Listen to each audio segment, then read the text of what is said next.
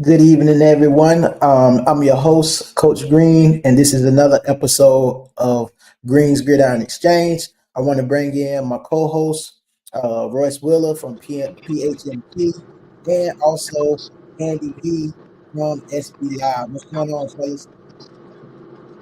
Hey, what's going on? What's going on, man? Just week one down, ready to talk about it, ready to go over some new discoveries we have. But it looks like we were pretty on point, except maybe one or two games.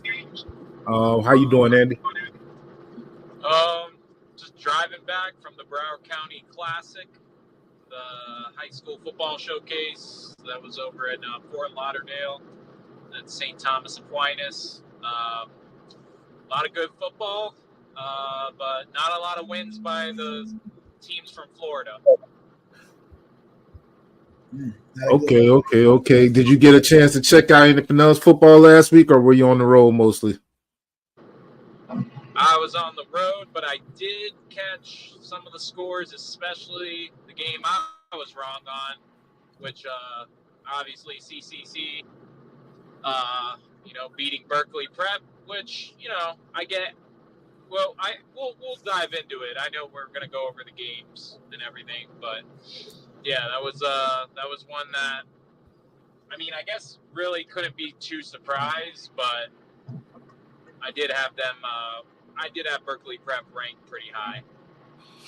Yeah. I think a lot of people, because CCC has dominated Berkeley Prep over the last few years. So I think that a lot of people after last year, they kind of rolled Berkeley Prep off, and nobody really saw the type of run that they had at the end of the season to win state and do some of the things that they did. So I think that it's just like most fans, you don't see every other team. You don't see a lot what's going on. But we all saw how Berkeley Prep as a team came together at the end of last season and got a chance to win a state championship. So, ranking-wise, they were the underdog, but historically they weren't. CCC definitely had the advantage. They had the experience against these guys the last 4 years. Most of these players have played against a lot of these guys. So, it was a lot of different ways to look at it. As far as you, Green, did you get a chance you went to the Lakewood game, right? Yeah, I had a chance to check out Lakewood and Northeast, and I kind of figured it was going to go the way it did. Both, South County rivalries. Both teams had that all week. The anticipation built up, and it was an early, drag out, knockout, all the way to about right after halftime. It was 3-0 going into the half, and Lakewood got the ball back at the half. Had a couple of opportunities to score and put the game away, but Northeast defense came up big a few times in the red zone. It kept the Spartans out of the end zone. And, I don't know for you guys that's, had a chance to see, Lakewood got the ball coming back at half, big turnover right off the bat. Northeast is in, taking control of the momentum, and then boom, just like that, Damari Green comes up with a big interception, like a huge interception that changed the whole completely momentum of the game, because Lakewood scored on that drive, went up 7-3. And then, kind of momentum swung their way. So tough battle, man. Hats off to Northeast Vikings. Coach Sean Davis always calls a good game defensively. Offensively, they had some issues, which I kind of figured that would be the Achilles heel for the Vikings. But defensively, man, they're one of the more sound teams in the area. So I don't think this one game against Lakewood will deter their season, so to speak, just because they have, they're talented, and they're a bunch of hard hitting defensive players that's running around with, making plays. So they can get that offense together. They can be a real solid team, and I think they can make a run. Yeah. Just from what I've observed, Lakewood, Northeast with I want to not see, if I mispronounce, forgive me, Trevion James. That line was going to bring it. One thing I've noticed when us kind of football, if you got a solid line, you have a great chance to win. And just from watching that film, with the way that defensive line was coming, they definitely help keep them in the game. I think Lakewood, of course, they always have the skilled players. It's just really all about, putting it together. I think that they have Chancellor Campbell, Mark Holloway on that line, but I think on that inside they do need a little work, and I think Mr. James showed that. So I think as long as the season continues going on, I think Lakewood will they'll get an opportunity to get stronger, get more experience. These are a lot of new guys. So I look forward to seeing Lakewood football. One thing we know, even with a great Lakewood team with Anthony Calandria, Northeast still brought it. So this is a historically good game. I can't, I knew what we were looking at. So it definitely was no surprise there. So what we're going to do is we have a new thing with the show where we're going to we pretty much have a consensus as far as our media top 10. So we're going to go ahead and show that. It is a combination of Andy, Coach Green, and the Pinellas High School Media Group poll.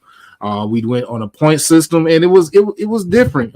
Seeing these guys polls, it was a lot different than mine, and it ended up, of course, being different, much different from mine. But let's go ahead and go over a little bit, you guys. First off, we want to start off with number one, CCC.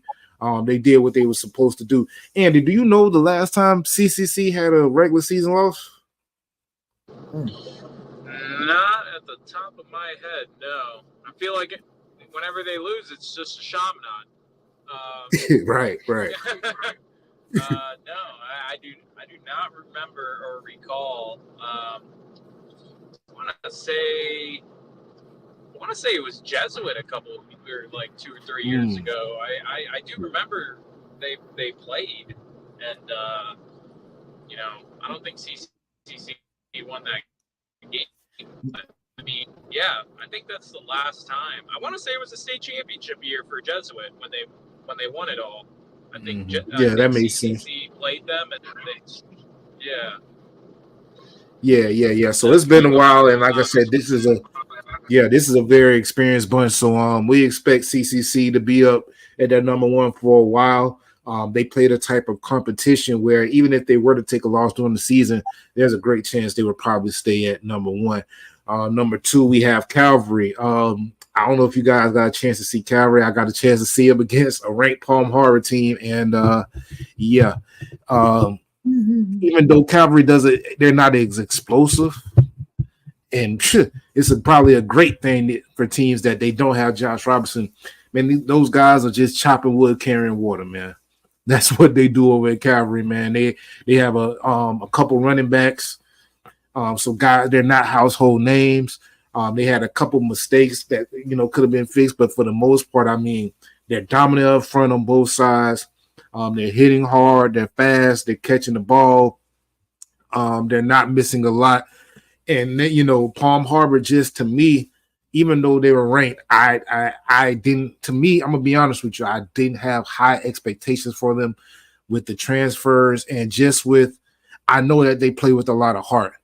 And that's good against teams that play with a lot of heart as well. But when you're playing against the type of team that Calvary is, they move fast. They have talent. Nelson Sparrow, he's been held back the last couple of years because on offense and defense, he's going to be a juggernaut and on special teams. Had 2 punt return touchdowns, 1 call back, both of them very long. So I love Calvary. Did you guys get a chance to check out any Calvary, anything Calvary? No, all I did see the score of the game, and I'm like, man, these boys are still they haven't missed a beat. You would, like you alluded to, you would think they would have taken a step back with some of the players that they've that departed the program, but Calvary is still a well-oiled machine, still clicking on all cylinders, and that's why they're at number 2. Right, definitely. We got Clearwater number 3, consensus number 3. I don't know how many points Clearwater's had scored against them probably since the spring game, but I don't think it's many. And this score actually, I mean, if you look at Jalen White's stats, I don't even think he threw for 100 yards. I think only completed about 5 passes. No McKenzie on the stat sheet. The defense just brought it 9 sacks. Noel Brown with 4 of those. Just a lot of sacks, some interceptions, and some hard-nosed defense they brought to Bartow. So we didn't even get an opportunity to see the real Clearwater show. We have I forgot that we have what is the young man that came from Pinellas Park? He's playing running back now. Clearwater. Yeah. Oh man. and I just said his name and I apologize for missing. I'm gonna definitely get that. But I want to say, is it Brian Key? Yeah. Yep. And he was underrated last year for Pinellas Park. When Triplett went down or when anything was like, he was one of those guys who, when he left Pinellas Park, I didn't blame him because I know that, you know, he was a number 2. But he is elite. Berrien really didn't touch the ball. If you look at the stat sheet, it was a lot of key. So I like Clearwater at number 3. They're going against a tough Wiregrass Ranch team this week. Guys, got anything you want to throw in as far as that number 3 spot? Man, from from Clearwater, I just knew coming into the season, from what they had last year and coming into this year with a lot of guys kind of getting bigger and stronger and improving. And then when I saw the additions that they did get, it's just you're adding just pieces to the puzzle to have a complete team that's, solid on both sides of the ball, both offensively and defensively. And man, of course, with that coaching staff, they're putting their guys in the right position to be successful. So again, I wrote that Clearwater is a team that in this area is real scary. They can put up a lot of points. They play good defense. And you don't want to get into playing a catch-up game with them. You want to try to jump on them as early as you can because they're a team that can get up on you early and then run away with it really quick. So Right. All right, number 4, man, we got Lakewood. Like I said, Green, you went out to the Lakewood game. You had them pretty high. Why did you have? I had them still in number 6, but why? What made you put them so high? So outside of this game, again, like I said, they from the spring and the kickoff classic, the score was 88-7. As far as points, I watched them also in the spring game. Saw the new additions as far as on the offensive staff that that they put into place with Valdez installing Kansas City Chiefs offense, and with the addition of a quarterback that's allowing them to, that's getting the ball to these playmakers, and then them also playing good, solid defense. I just see like that old Lakewood style of play, rangy athletes all around the field, a quarterback that can get the ball out to their playmakers, and them being able to play good defense. They did change up their game plan for some reason. This past Friday, for some reason, they didn't quite air it out as I expected. I don't know what that was about. But defensively, they were still solid. If you go back and watch the tape, they had at least 8 sacks or more on Northeast quarterback. They forced a couple of turnovers, fumbles, interception. They dropped 2 interceptions that could have easily turned the game around. And the score kind of doesn't tell the whole story of the game. Because again, Lakewood was in the red zone 4 times, could have kicked field goals, and like I said, hats off to the Vikings defense for, shutting them out. But, just like I said, Lakewood is a team that's solid all around the board. And they had their first test. I think their first test of adversity came week 1. And, I think now that they see what they're up against in the county, as far as, teams aren't going to take them lightly. because of their record last year. I think each and every week they're prepared to, be in for a battle. You know what I mean? So we'll see how it goes. They have Largo this week, so another test on their schedule, and they're at home, so that's a plus. Now, Andy, when you gave me your top 10, you moved Calvary up significantly. No, you moved them up to a couple spots. Is that just kind of based on, the other teams losing, or did you happen to catch something, or did the stats impress you? What kind of made you move them up a couple rankings? I mean, when last week I mentioned I want to coach Safford and his group to kind of prove like they could overcome some of the transfers and just kind of the transition for him, being the new head coach. And I mean, it took one game for me to just say, okay, this team isn't going to take a big step back. I mean, when you beat a team, like you said, like Palm Harbor, they're going to really put a lot of effort, play to play. I mean, it's not like they're a team that is, when you're looking at the rest of the county, there's like Tarpon Springs back in the spring. I think Palm Harbor beat them not only just by a touchdown. I mean, it was multiple touchdowns. They kind of dominated that spring game, and I don't know how many quarters varsity versus varsity, but that kind of was for me like a telling point for Palm Harbor, and not really realizing how many transfers have impacted them, but they're still a well-coached team. They still have talent there. Calvary beating them 45-7 obviously says a lot about Calvary. Mm-hmm. It probably says a lot about Palm Harbor too. Mm-hmm. But I'm not confident to really bump them up like over a Lakewood or a Calvary or a Clearwater, just because honestly I feel like Clearwater for me is kind of just really gonna sit there at 2 unless if something happens like this week, if they lose the Wiregrass Ranch, because I feel like that's a game you're at home, you're comfortable, you just beat Bartow by 30. I think they should win that game, but Calvary, they're just a weird team for me. I want to continue gauging them and seeing where they're at, but obviously great start. Yes, sir. Yes, sir. Yes, sir. So we got number 5, Tarpon Springs coming in. I don't know if you guys I actually got to see some of the players' highlights. Seminole is not a bad team. Yeah, that's one thing I want to say. Mr. Stark, Mr. Cervoni, they got some young guys on defense. Seminole is not a bad team. I think that I saw a lot of promise in Seminole.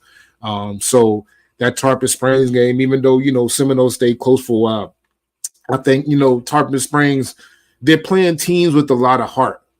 And you know what I'm saying? A lot of teams are going to bring their best against Tarpon Springs because they see what Tarpon Springs has. So I expect a lot of teams to come hard against them. And of course, that's Seminole's thing. They don't have the speedsters. They ain't got the 5 stars, but they have heart. They're one of those teams like Palm Harbor that's going to bring it. And our Tarpon Springs stood the test. We got Joaquin starting. That's what it looks like we have. We got Mr. Tripley went out there and he did what he was supposed to do along with the other running backs. So it looks like, I think if they could keep that balance of how they gave the ball to Triplet and Reneos and throw the ball and just build on Joaquin's confidence throughout the season, I think that this could be a very, very successful group sitting at number 5, Tarpon Springs. But you never know. They have a Lakewood game coming up. Do they play Clearwater this year, Green? Yeah. That is a good question. I want to look up that schedule to see if they play Clearwater. That would be a great game, but I know they do have Lakewood, so that's going to be a big test for them coming up. But I know this week we got Palm Harbor again, the team that we just talked about played them tough in the spring. So that's going to be definitely one to look at. Even though Palm Harbor's not ranked, we still expect them to bring a good game. Number 6, St. Pete, played Gibbs, blew Gibbs out.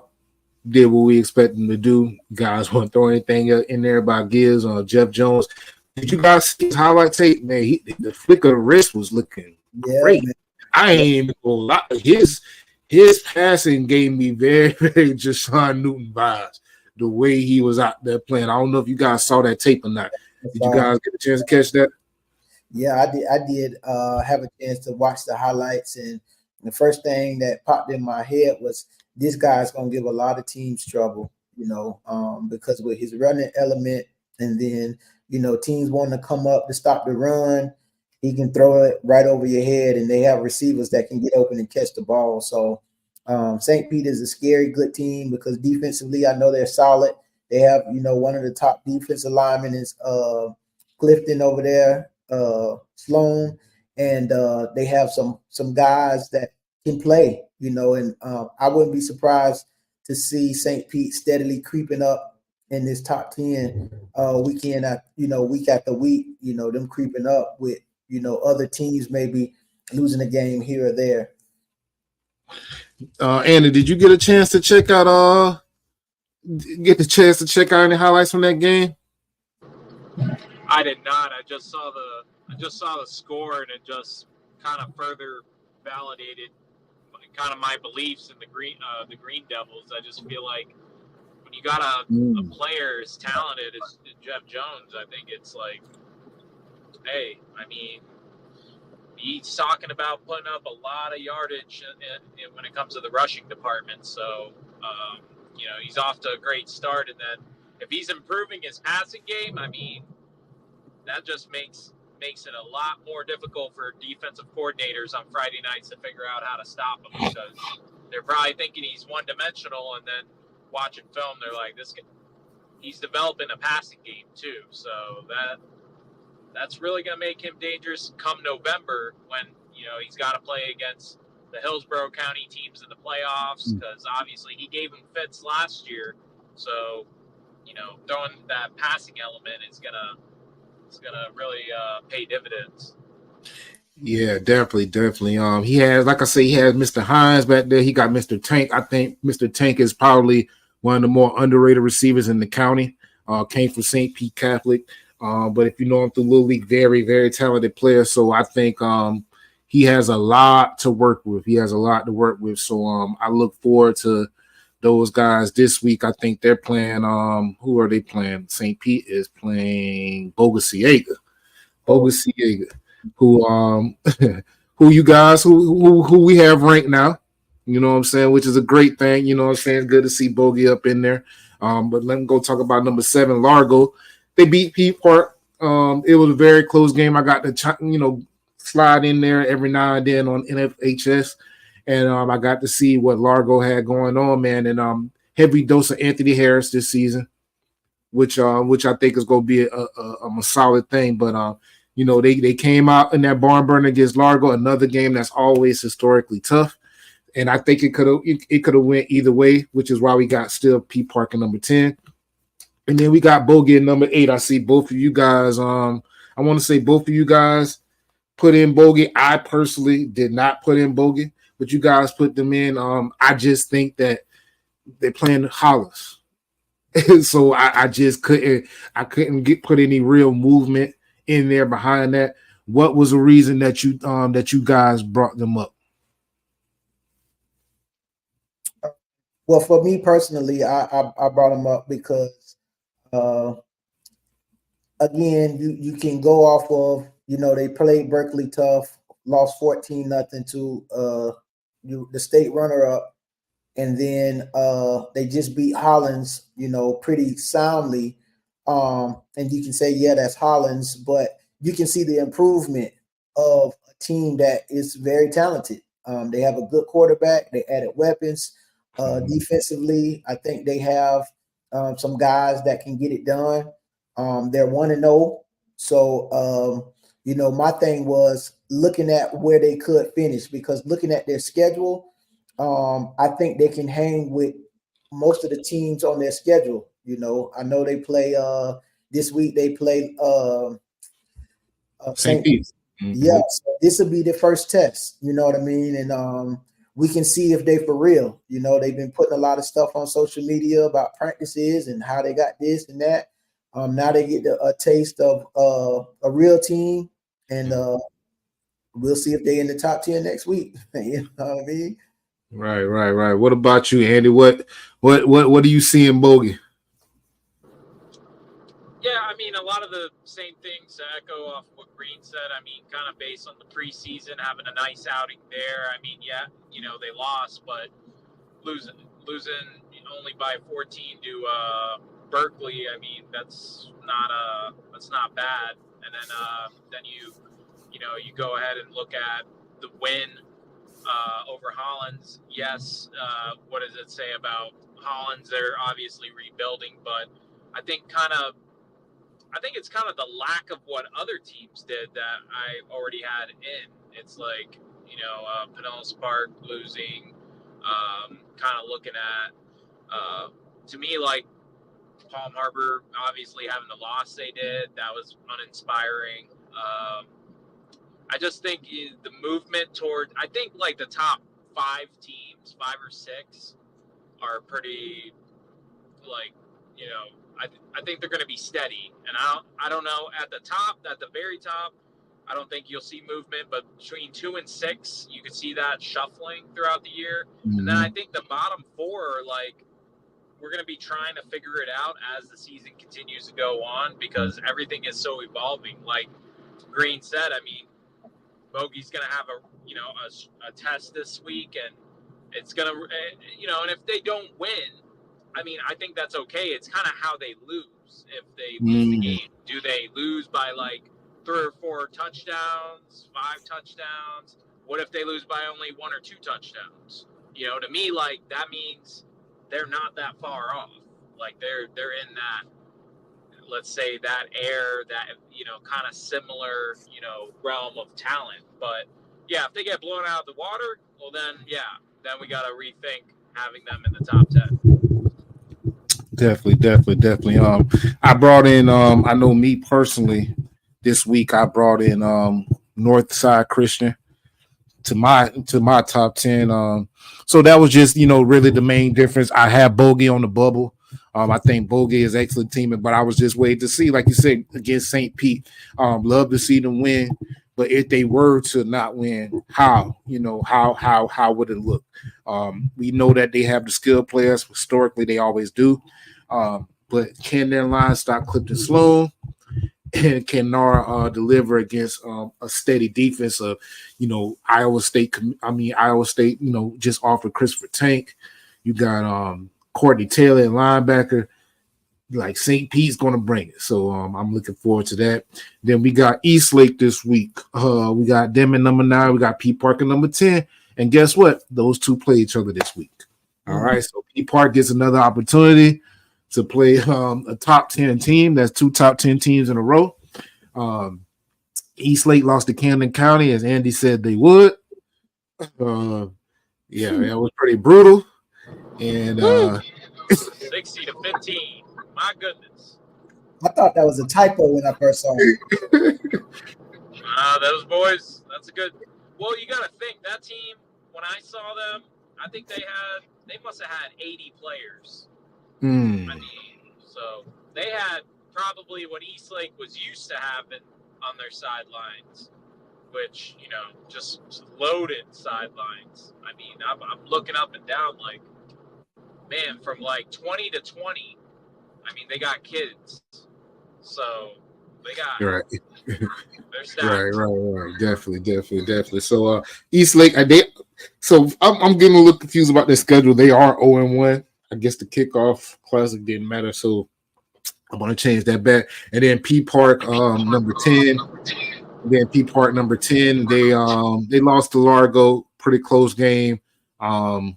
We expect a lot of close games with P Park, so number 10 is no surprise. So we rounded that out. That top 10, the consensus top 10. So that's our new thing that we have going.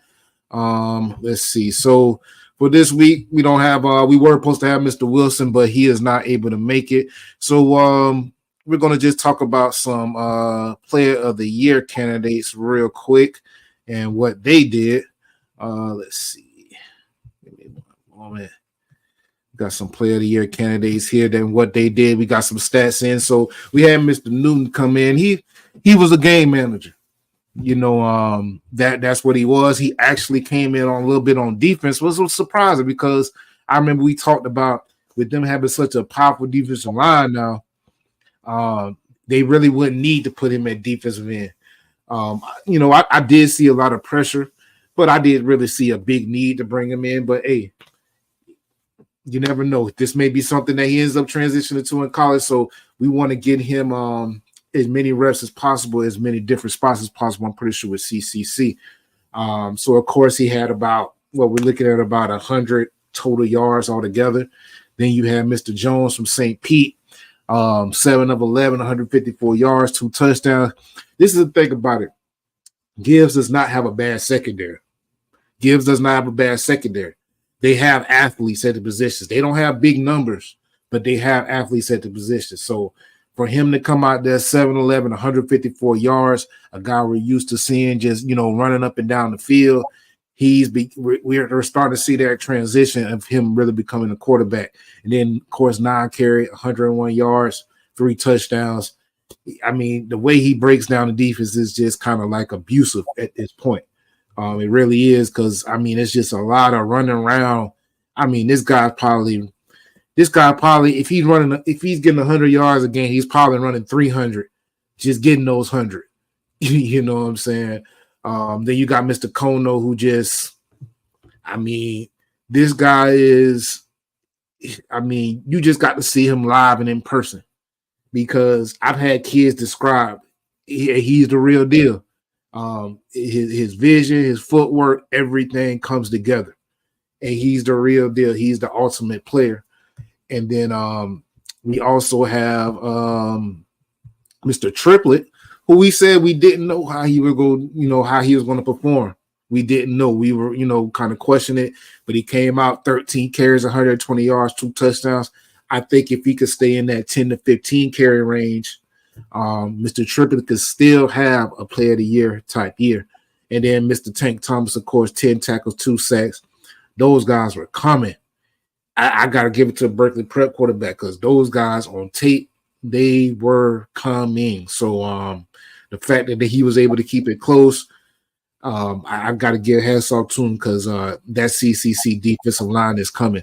How you guys feel about these players of the year? Do you guys have any different candidates right now based on what you saw? Man, all of these guys are solid, man. And we thought that it would be hard for Kono with the weapons that he has, splitting the carries between him and Shawnee. But man, when you look at the difference in the two, you can easily say like, man, Sean Kono was on he's on track, to kind of maybe be able to outduel, Deshaun in that for that, spot. But I'm pretty sure it's going to be some guys that rise throughout the season. It's going to be tough for those guys that have a plethora of athletes that surrounds them that's going to take away, maybe touches and hurt their stats from that standpoint. But, man, you can't argue with the guys that we have, that you have on the top 5 that you have right here. All right, Andy, what about you? You see anything? Did you hear anything different as far as his stats, or did you see any players that you would probably put on your list right now? No, I like this list. I like the kind of the observation of Newton playing more defensive end, and I think that could play a big part down the road. And we're thinking December down the road, state championship time. If they can get back to the Class 1A state title game against Chaminade and getting to see Chaminade at the Broward Classic. This is not your Chaminade from last year. This is not your Jeremiah. This is not your Cedric Bailey, Jeremiah Smith, JoJo Trader, type team. I mean, this is a team that's going to want to keep the ball on the ground more so than they want to. They're going to want to throw it still, but not, I think, as much as they may want to run it.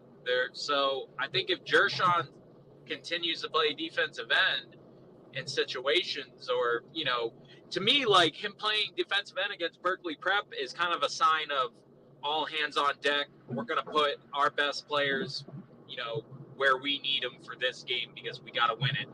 And I think against Chaminade, if they can have that matchup again, I mean, you got to have them at defensive end. You're gonna want to stack up against their athletes because they still got tons of dudes. But I think if there's of the last 3 years, if they get back, this would be the year that CCC. This would be their best chance to get at Chaminade because this is a young Chaminade team. This is not they're not senior laden. I mean, they got some guys that have a lot of stars by their names, and they're obviously they're very talented, but I would like to see Jershon play it more and more because I think the more he plays it, I think it's going to lead to when it comes that time, he's going to need to play it like a lot.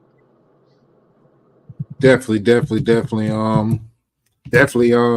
So yeah, I definitely think that CCC has a chance this year. That like you said, that door is kind of open due to the lack of experience at Chaminade. So this is that year that CCC could definitely get in there, and these two guys can definitely put them in there. We saw that big breakout play that the young man from Berkeley had, that 84 yards. Outside of that, I think that CCC held the fort down pretty well. So I definitely think that just seeing them week one and knowing that how they are and that they're going to try to continue to improve on that. These players of the year, they're definitely going to be seeing Chaminade and definitely had the opportunity to win. So those are our player of the year candidates right there. So guys, what we're going to do is we're just going to go ahead and jump into this week's schedule and really see what's going on. So this week so far, we have number 1 CCC versus Sebring. All right. Have you had a chance to see Sebring, Andy? I haven't, but I do know. I actually was talking about him earlier with a buddy who lives over in that Highlands County area, and he knows Coach LeVar Scott. And the kind of the parallel here is LeVar Scott and Coach Harvey. They both played at the University of Miami, so that's probably where this is probably why they like scheduling each other, because they both are from the U, so they both are kind of always in agreement, like, hey, let's play each other, So a lot of respect, obviously, on both sides. Sebring, in the preseason, they blasted Winter Haven 62-7, which Winter Haven was kind of coming into the season with a little bit of hype. I think, from what I know of Sebring, young team, a lot of young pups, kind of on the come up, but they're growing up fast, and they have to, because at Sebring there's expectations, and that's to win and compete and try to get make a deep playoff run. And I think that's why they like to play teams like CCC, because they're similar, like-minded teams. So this is gonna be a good one. And the Sebring loves to run the football, so this is gonna be if CCC is gonna kind of play more of the style they did against Berkeley Prep, I think this is gonna be hard hitting, heavy run. I don't think if you're somebody that wants to see 4 wide and the ball get thrown all over the place, probably not the game to go to for you. You're probably going to see more like 40, 50 carries out of each team. And, I don't know. If the game starts at 7, you might get out by 9 o'clock. One of those. Oh, man. Just from my homework, what I've seen, I like CCC. Do you like CCC or you like Sebring?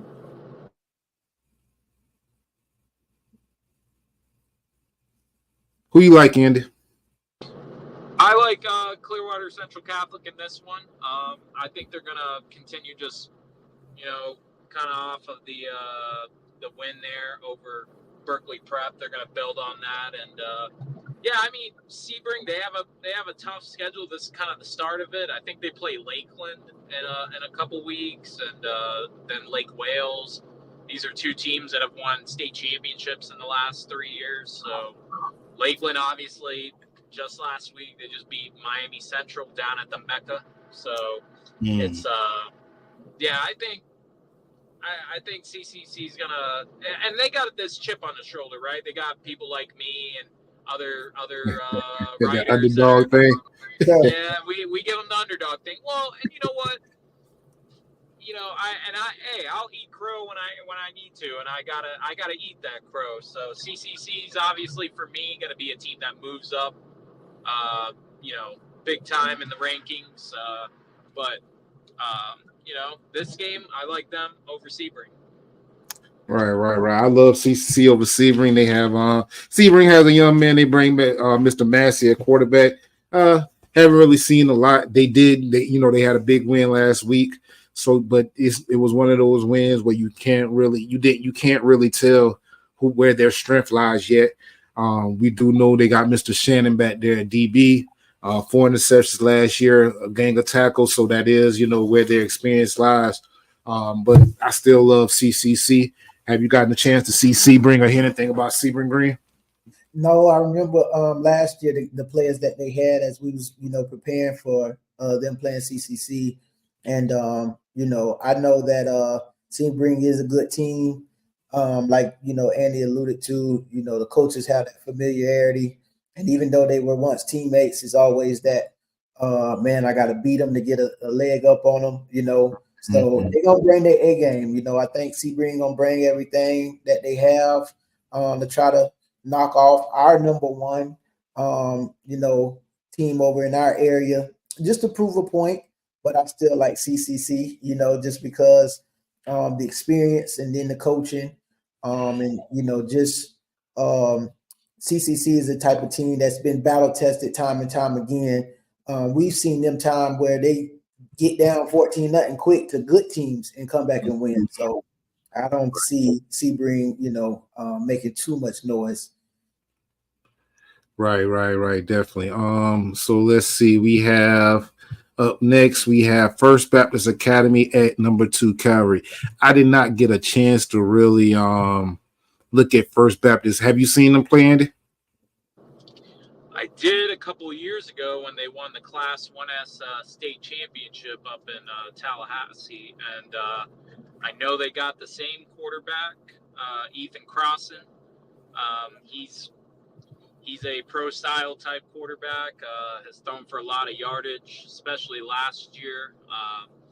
He had Winston Watkins. He's a 4-star wide receiver. He's now at Venice. And then he's got Pettis, who's also a 4-star wide receiver. So I'm gonna say Calvary's gonna have their hands full. I mean, to me, this is gonna really kind of show like where they're at, because to me, a win over them would really mean they can make a move up even if the other teams win. And I know some people have kind of the rule of thumb, like if everyone wins, everyone stays. But to me, like if they beat First Baptist Academy, I mean, this is a team that is, usually state ranked, and they've won a state title in the last couple of years. So this would be easily, to date, Coach Safford's, best win. Right. I have not got a chance to see really study First Baptist Academy, but I can imagine that, as you just saw, they're going to be heavily focused on Nelson Sparrow, which is kind of really something you can't do because he plays DB and he's making plays there. So that's on him, and his, that's a credit to his hard work. And he's doing his thing on special teams, which I'm pretty sure that and I went to their practice. Calvary takes special teams just as serious as offense and defense. So I think that even though Calvary really put it on Palm Harbor, we have not seen what Calvary can do. So I'm gonna always go. I'm gonna ride it out with Calvary, but just based off of I've heard about Mr. Pettis. So it's going to be a challenge for Mr. Sparrow and Mr. Smith, Mr. Camden Smith. I think that I've seen them put Sparrow at receiver. We had some Austin Holt sightings, which I think that he's super underrated. So he's going to be one of those guys that has big stats at the end of the year that because he's surrounded by so many players and they're delivering the ball so many places, that at the end of the year going to be like, man, this guy had 50 to 70 catches almost 1,000 yards. So I like Calvary. I like their quarterback. I think that he came behind Drake and he did what he's supposed to do. So I love Calvary. What about you, Green? Yeah, I love Calvary as well, man. I don't know too much about First Baptist Academy. I'm pretty sure they have some guys over there, but they got to go to the Rock. So I see that Calvary again. We talked about them quite a few in our top 10, and they're number 2 team in this county for a reason.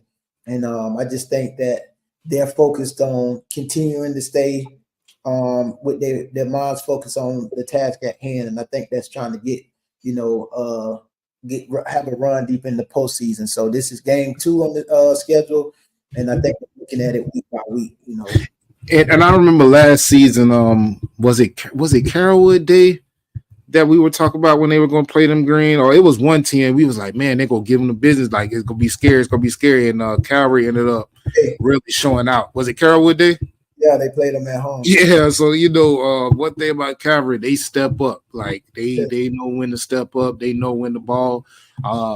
They're in that CCC range as far as when it's time to step up, and even when they're down, they're composed and they know how to really play. So I like Calvary. We got Wiregrass Ranch at Clearwater. Wiregrass Ranch got some ballers. They have Bryce Randolph coming back, who was an excellent receiver for them last year, 765 yards, 9 touchdowns. You got Mr. Omalaye. I want to pronounce his name wrong, but this is a guy. They actually have a lot of young guys on the line who contributed last year, sacks. They really have talent like Clearwater. Do I think they could beat Clearwater? I just don't know. I think that Clearwater has that experience and they have that chemistry that a lot of teams that they're going to see this year don't have. So I still like Clearwater, but Wiregrass Ranch is a better team to me than Bartow. I think they're going to bring it a little bit better than Bartow. I think that they're going to put some points on the board. What you think, Andy? Well, I'm going to go out on a limb, really, and say, for me, for my taste, when we're talking Tampa Bay area, I think this is arguably the best game when you're looking at kind of matching up and Wiregrass Ranch coming off a 48-7 win over Wesley Chapel Cypress Creek. And in the preseason, they played Dunellen to a tie, 13-13. I obviously talked to a lot of Pasco County folks, and there's people kind of like, who Dunellen, like, how did they tie them? And Dunellen is a really good team. They played with South Sumter, Ocala Vanguard. I mean, these are teams that are making like deep playoff runs. So to me, that kind of tells you where Wiregrass Ranch is at. They got Dylan Rose Bailey. He transferred from Bloomingdale to follow up Luke Knight, who's now at Army. Randolph, like you said, Liberty commitment. He's the new number 1 wide receiver on that team. They got Ian Wilson II. He transferred in from Jesuit last season. Yeah. They got I think one of Jesuit's top linemen transferred in. He's on their offensive line. They got some dudes, like you said. So it's good on good with the Bulls and the Tornadoes. I mean, I do love me my Pasco County, but I got to go with Coach Joswiak on this one. I think Coach Canner and the Bulls going to walk out of Jack White Stadium with a loss. Okay. What about you, Green? Have you seen Wiregrass Ranch play, or do you know anything about them?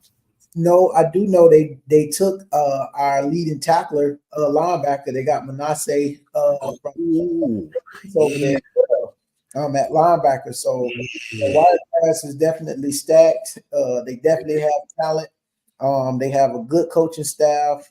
I know, a lot of those guys played 7-on-7 together. They've put together a pretty, stacked team. But like you said, it's going to be tough trying to get a win down in Clearwater. They have to come into the Tornadoes place. And it should be an interesting game. I'm going to go back and forth. I'm going to do some homework, a lot more homework on Wiregrass and kind of watch more of their film before I put in my prediction. But it's going to be an interesting game. I think this will be a test for both teams. Yeah, definitely. Like I say, when you study Wiregrass, you see that they have a lot of players who contribute 3 sacks, 4 sacks, 5 sacks, interceptions. Like they have those players that just like Clearwater, where you got those guys who you got the big names, and you got those guys right up under them who are just as good. So I like this game a lot. This might be the best game we have out there. But the two ranked teams, the two highest ranked teams, Lakewood and Largo, go against each other. Another game that we know always plays tough. Largo always brings it against Lakewood. Like that's just what it is. Lakewood hasn't seen Anthony Harris. I think a lot of these public school teams haven't seen Anthony Harris. They're going to get a heavy dose of him and get a heavy dose of what he can bring. And I think that honestly, I think this is a game. It's on Lakewood. It's at Lakewood. It's on Lakewood. Will the scheme? Will they have will that playbook be open enough? And will they create some big plays? Because the talent is there. The talent is there. I love to see Lakewood step it up on special teams.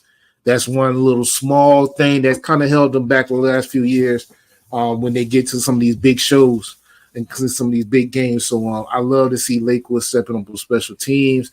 Love the line against Saw. They're gonna be playing against Big Riley Wilson, big guy in the middle.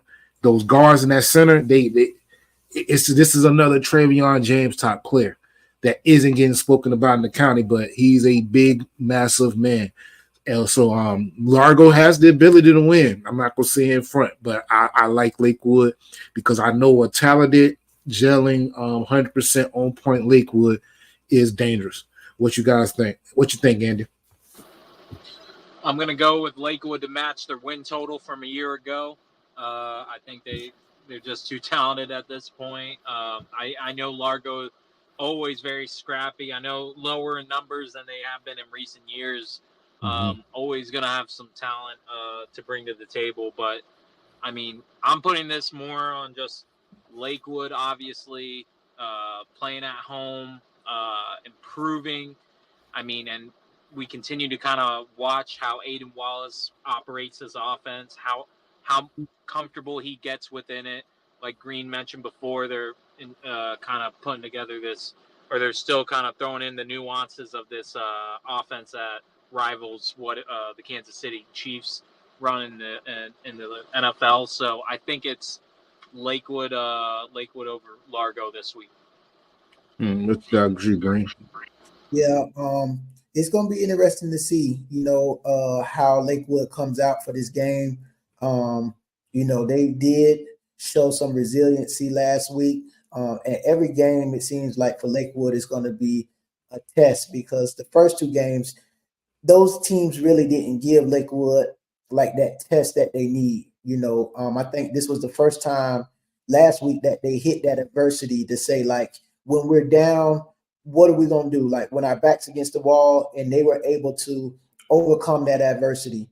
So I think that proved a lot as far as, even though it was 3-0, they still came back out and fumbled the ball and had to get a turnover to come back down and score, which they did. But I like Lakewood in this game for the simple fact they're at home. And I think that they have the athletes, man, to get it done. I'm just waiting for, how you get a new car and you live on the street that has a dead end and you just kind of want to open it up, but you can't really get it out till you get it on the highway. That's kind of like Lakewood, man. I just want to see them at full capacity, and really open it up and right. see who they really are. So Right. Definitely, man. All right, cool. So we got Lakewood, then we got Palm Harbor at Tarpon Springs. Another scrappy game. Palm Harbor got a chip on their shoulder. I'm pretty sure they probably listening to us. Probably, of course, it's Tarpon Springs, so this is a rivalry game. This is a rivalry game. They got trophies on the line for this, man. So yeah, huh? Ain't it something like classic? Yeah, this is the fans are gonna be crazy. They were crazy at Palm Harbor last year, but it's gonna be crazy at Tarpon There's a trophy on the line. This might be a tight game. I'm gonna be honest with you. Even though I like Tarpon Springs to pull it out, I think it's going to be tight. I think it's going to be tight for 3 quarters, and I think Tarpon will probably take off at the end. It wouldn't surprise me, though, if Palm Harbor wins by 1 or 2. Doesn't surprise me, but I like Tarpon to probably – it's going to stay close for 3 quarters, and I like Tarpon to take off at the end. What about you, Green? Yeah, likewise. I know last year, didn't Palm Harbor get the upset in that one last year? I want to say, yeah. Yeah, I think they did last year. I think Tarpon won last year. Was it Tarpon? Yeah, because they did I remember they did a big media. Yeah. Tarpon won. They went crazy about it. Yeah. Tarpon won. Yep. Hey, my bad, Tarpon. Y'all don't get me for it, but like you say, I think it's gonna be one of those games where you think it's a playoff. It'll be a playoff type atmosphere. Everybody that's in that Palm Harbor neck of the woods is gonna, make that short hike up the road to Tarpon Springs, and they're gonna pack that house. And it's like, for us, our South Side rivalries, this is a North County rivalry, and everybody wants that bragging right for the year. All the kids that's right on the cusp of going to Palm Harbor and Tarpon Springs, East Lake, them 3 teams right there in that little, section, all 3 of them, they always have something to talk about, on the weekends and after the season of who beat who. So definitely like this game. And I think Tarpon Springs, though, with the athletes and, the team that they have over there, I think they'll pull it out. What about you, Andy? I think I liked this game better 3 weeks ago. But now Palm Harbor's played a couple, and then the scores. I mean, I think you got to get into the psyche of the players after you've gotten outscored 100 to 25. So now you got to think, I mean, no matter what, no matter how, strong those kids are mentally, I mean, you gotta think in today's day and age of losing and, social media talk and just like transferring and all this. I mean, there's got to be doubt because you've lost to 2 teams by that combined score. And now you got Tarpon. They're full steam ahead. They're coming off a win. They're motivated by what happened in the spring. I mean, they haven't got smacked by anybody. I mean, they beat up on Sun Lake. It was I was watching kind of some of Brad Richardson's highlights and updates on Thursday night, and yeah, I mean, Seminole hung tough, and hats off to Augie and his group for really staying tough, and you knew they would. But Tarpon just being able to come out with that win, and then they head into this, they're feeling good about themselves. Palm Harbor isn't really feeling good about what they've done these past couple weeks, and it's hard to say they're going to do differently because you gotta show us that there's something different than just getting blown out. So they got to stay in this game, and if they don't and they lose by 2 or 3 touchdowns, well, then where do you go from here? So I'm gonna go with Tarpon Springs. I think they're riding a high, and I think Palm Harbor's on the other end. All right, guys. We got about 2 more minutes, so we're gonna run through these last couple real quick. St. Pete Bogey. Oh man, it's a tough one. I ain't gonna lie. Bogey has the talent. They have the talent, but I'm gonna be real with you. I think the factor will be Clifton Sloan, that line, getting to Nara. I really think that that defense might put that pressure on him, and it's gonna really be up to him. I think Bogey shows up. They could have a real good game, or it could be a real bad game. I think on defense, there's really no stopping Jeff Jones. So this is a toss up for me, but I'm gonna ride with St. Pete on this one. Yeah, I'm gonna go with St. Pete as well for the reasons that you said. I think this will be Bogey's first test. I think it's just a little too much for him. I like St. Pete. St. Pete, just think. But I'd like to see something out of Boca Ciega. Let's see if they can kind of stay in it. Yeah, I love to see this be